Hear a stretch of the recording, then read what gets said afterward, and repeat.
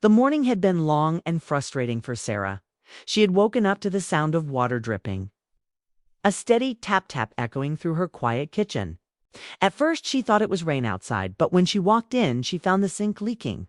Water had pooled across the counter and dripped onto the floor. Towels were scattered everywhere, but they were already soaked. A small bucket sat under the sink, catching drops that fell with irritating rhythm. Sarah sighed, leaning against the counter, her arms folded. It was just one more thing, one more problem on top of everything else. Life after her divorce hadn't been easy. She had moved into this house to start over, to build a new life away from the shadows of her broken marriage. But the truth was, starting over felt lonelier than she had expected.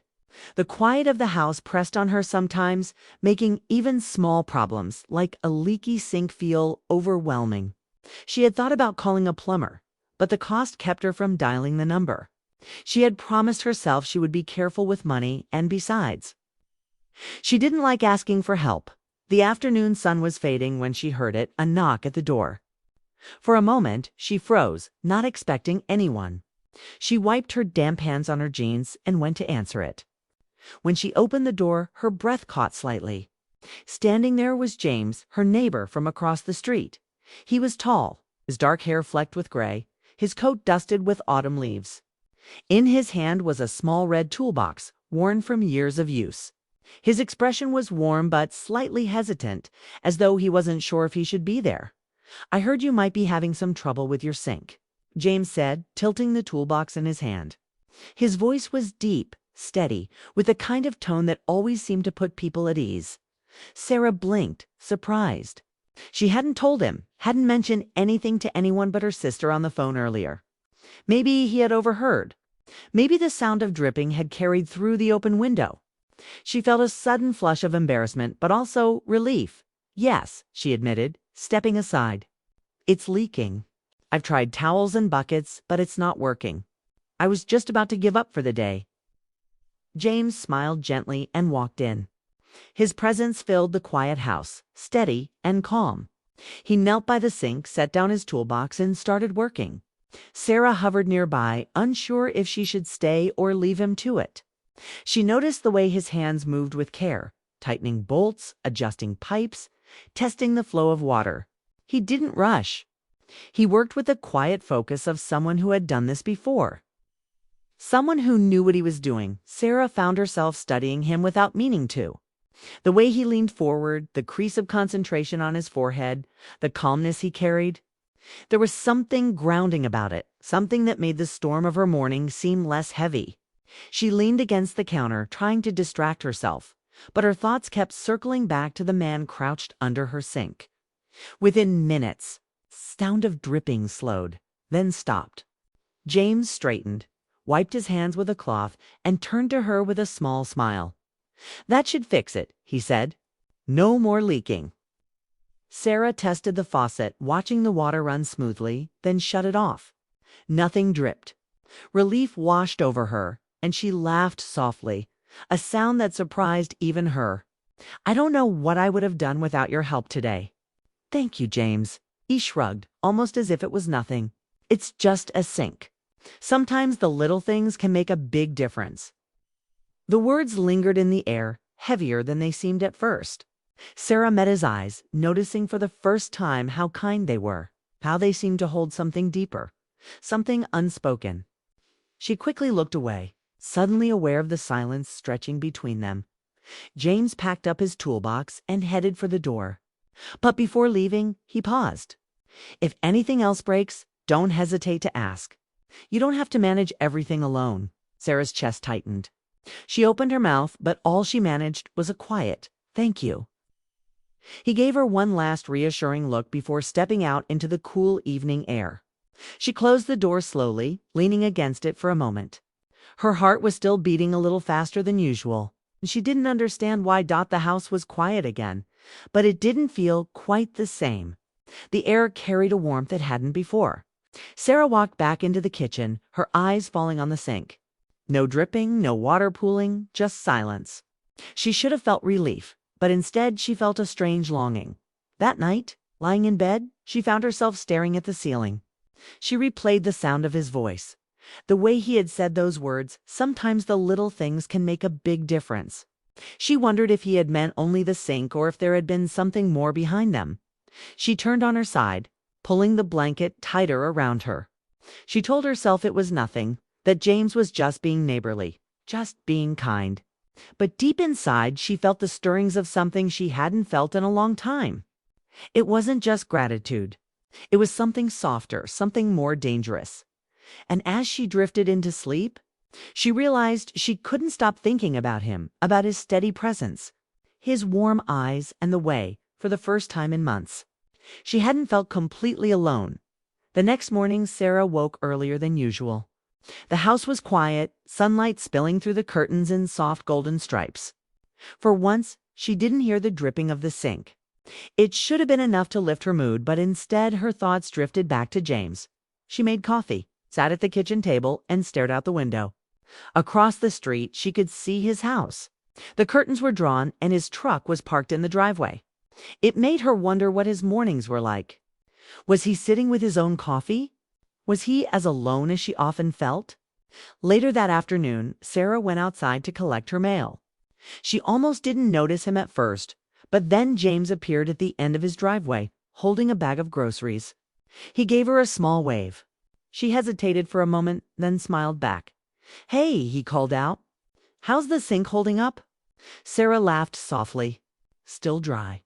I think you've saved me from a flood." James walked over, his bag swinging lightly in his hand. Up close, he seemed less like a neighbor and more like someone who belonged in her life, though she didn't want to admit it out loud. He had a calm way about him, like everything he touched slowed down, including her restless thoughts. "I'm glad," he said. "Sometimes those small repairs mean a lot. I grew up fixing things with my dad, so I guess it stuck." They stood there, talking in the autumn air. What surprised Sarah was how natural it felt. They didn't discuss anything big. It's just little things, how the leaves were falling earlier this year, how the nights were getting colder, how he liked to cook on weekends. It wasn't the words that mattered, though. It was the comfort. Eventually, James shifted the grocery bag to his other hand and smiled. "I should probably put these away before the ice cream melts. But hey, if you ever need help with anything else, you know where to find me." Sarah nodded, feeling an unexpected warmth. "I might take you up on that." When he walked away, she stood there for a moment longer, her mail forgotten in her hand. It had been so long since she had spoken to someone without feeling guarded, without pretending to be stronger than she was. James didn't make her feel small or broken. He just made her feel seen. That evening, as Sarah was washing dishes, another thought crossed her mind. She realized she wanted to thank him properly. Fixing her sink had been more than just a repair, had reminded her that kindness still existed. That maybe starting over didn't have to mean doing everything alone. She decided she would bake something. She hadn't baked in months, not since the divorce. But it felt like the right thing to do. The smell of warm banana bread filled her kitchen later that night. She wrapped a loaf carefully, tying it with string. The next day, with nervous hands, she carried it across the street. She almost turned back halfway, but then the door opened. James stood there, surprised but smiling. "I brought you something," Sarah said quickly, holding out the loaf before she could second-guess herself. "Just to say thank you." His smile widened, and for a moment he looked almost moved. "You didn't have to do that, but I'm glad you did. Come in, if you'd like." Sarah hesitated, then stepped inside. His house was warm, simple, filled with the scent of wood and faint coffee. It wasn't perfect, but it felt lived in, comfortable. He set the bread on the counter and poured them both some coffee. They sat at the small kitchen table, steam rising from their mugs. The conversation that followed was different from their casual chat outside. This time, it went deeper. James told her he had lived there for nearly 10 years. That his wife had passed away 5 years ago, and that he had been on his own since then. His voice was calm, but Sarah could hear the weight behind his words. "I thought I'd gotten used to it," he admitted. "But the quiet, it never really leaves you." Sarah swallowed, her heart tightening. She understood that feeling all too well. She shared her own story, how her marriage had ended suddenly, how she had left behind not just a husband, but years of plans and memories. Speaking it out loud hurt, but at the same time, it felt lighter when she saw the way James listened. He didn't interrupt. He didn't judge. He just listened. By the time she finished, there was a silence between them, but it wasn't heavy. It was the kind of silence that said, "I understand you." Sarah realized she hadn't felt this close to someone in a long time. As the evening stretched on, James sliced the banana bread and they ate it with their coffee. They laughed at small jokes, shared stories about the neighborhood, and found themselves leaning closer across the table without even noticing. The clock ticked on, but neither of them seemed to care. Finally, Sarah stood, realizing how late it had become. "I should go," she said softly. James walked her to the door. For a moment, they stood in the dim light of the porch. His eyes met hers, steady and warm. She felt a flicker of something deep inside, a spark she hadn't expected, something she wasn't sure she was ready for but couldn't deny. "Thank you for coming over," he said quietly. "It meant more than you know." Sarah nodded, her throat tight. "Good night, James." As she walked back across the street, she felt her heart beating faster. Her thoughts tangled with emotions she hadn't let herself feel in years. Gratitude, connection, maybe even the start of something more. She didn't know where it would lead, but she knew one thing for certain. Her life was no longer as quiet as it had been. And when she went to bed that night, the house didn't feel quite so lonely anymore. The days that followed felt different for Sarah. She still woke up in her quiet house, still followed the same routines, but something inside her had shifted. She found herself glancing out the window more often, hoping to catch sight of James walking to his truck or stepping into his yard. And when she did see him, their exchanges carried a warmth that lingered long after. One chilly Saturday morning, Sarah was in her front yard raking leaves when James appeared with his own rake. He gave her a small smile, then walked over. "Mind if I help?" She laughed softly. "You'll end up doing both yards if you're not careful." "It's all right," he said, his voice calm and steady. "Makes the work easier when there's company." They worked side by side, rakes scraping against the ground, the air filled with the smell of damp leaves. It wasn't the task that mattered, was the ease of being near him. For the first time in years, Sarah didn't feel like she was carrying the weight of her life alone. When the work was done, James invited her inside again. This time, she didn't hesitate. He brewed coffee, and they sat at his kitchen table, the one that was quickly becoming familiar to her. It was there between sips of coffee and quiet pauses that James asked the question that opened the door to something deeper. "Do you ever wonder what comes next?" Sarah tilted her head. "What do you mean?" "I mean, after everything changes. After loss, after divorce, after life doesn't look like you thought it would. Do you ever wonder if there's still something waiting for you?" The honesty in his voice startled her. She set her cup down, her hands trembling slightly. "All the time," she admitted. "Most days I try not to think about it because it hurts.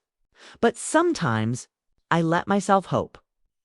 James leaned back in his chair, his eyes never leaving hers.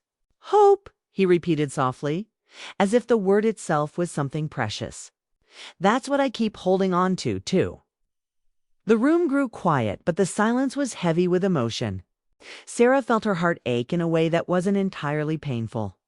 It was the ache of being understood. She realized how rare it was to share her truth without fear of being dismissed. That afternoon stretched into evening. They talked about their younger years, about dreams that had shifted over time. James told her how he once thought he'd spend his retirement traveling with his wife, only to have that dream end too soon. Sarah spoke about her plans of moving closer to the coast, plans she'd shelved when her marriage ended. Each story carried its share of sadness, but sharing them made them feel lighter, like two broken pieces leaning on each other for balance. As the sun dipped low, painting the sky with streaks of orange and purple, Sarah realized she didn't want to leave. She felt safe in that house, safe with James, but at the same time, there was a nervous energy inside her. It wasn't just safety she felt, it was something else, something she hadn't let herself feel in a very long time. James must have sensed it too, because his voice grew quieter, more careful. "Sarah," he said, "I don't want to cross a line, but I want you to know I enjoy this. Us talking, being here with you." Her breath caught in her throat. She looked at him, at the lines of kindness etched into his face, and realized her own walls were beginning to crumble. "I do too," she whispered. The admission hung in the air. Fragile but real. Neither of them said more after that, but the energy between them shifted. When Sarah finally stood to leave, James walked her to the door again. This time, as she stepped onto the porch, she felt his hand brush lightly against hers. It was the briefest touch, accidental maybe, but it sent a warmth rushing through her.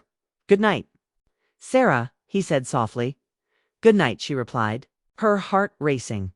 Walking back to her house, she couldn't ignore the truth anymore. She was drawn to him, not in a way that was reckless, but in a way that felt natural, undeniable. Still, a part of her resisted. She had been hurt before. She had learned to survive on her own.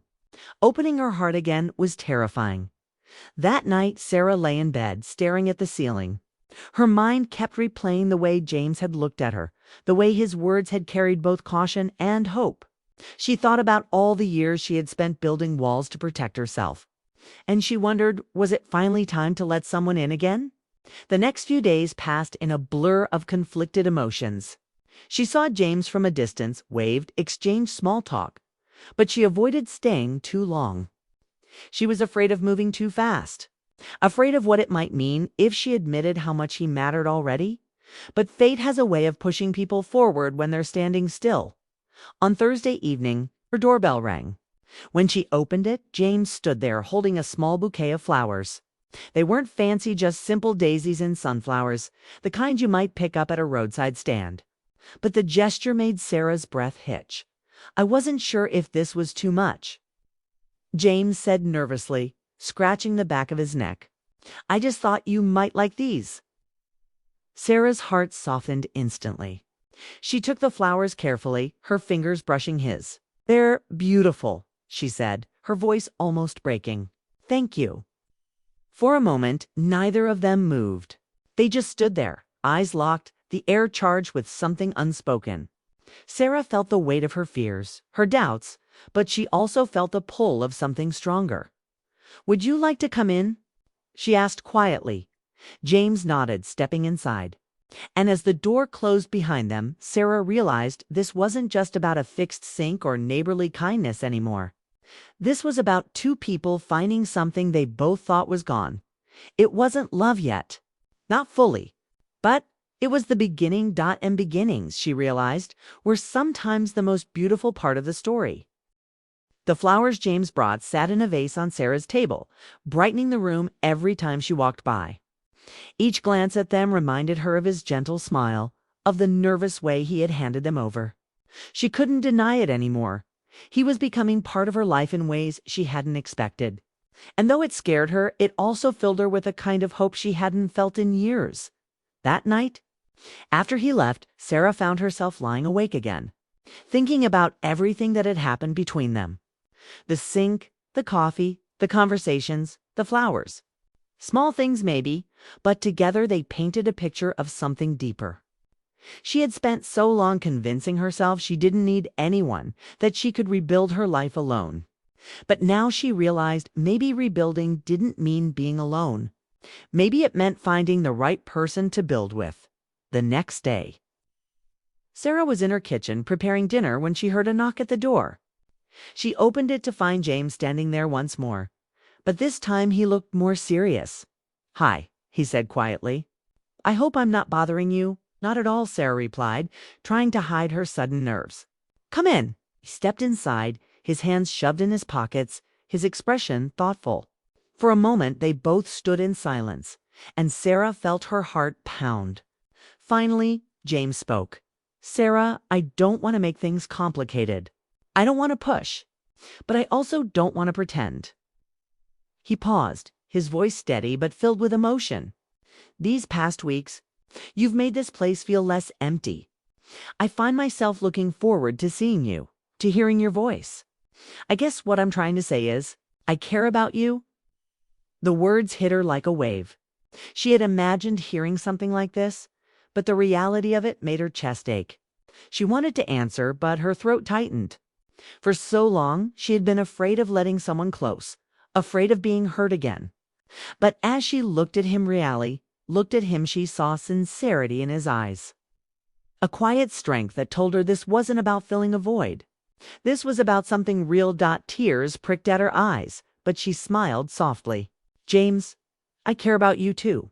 More than I thought I would. And that scares me. But it also feels right."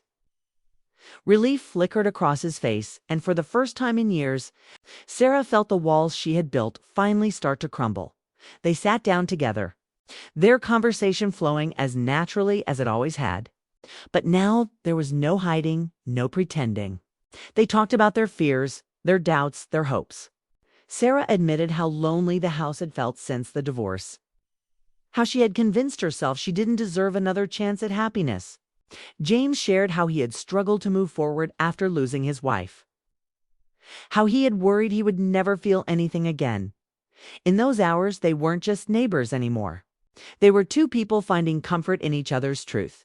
As the evening wore on, Sarah noticed how close they were sitting, how their hands rested just inches apart on the table.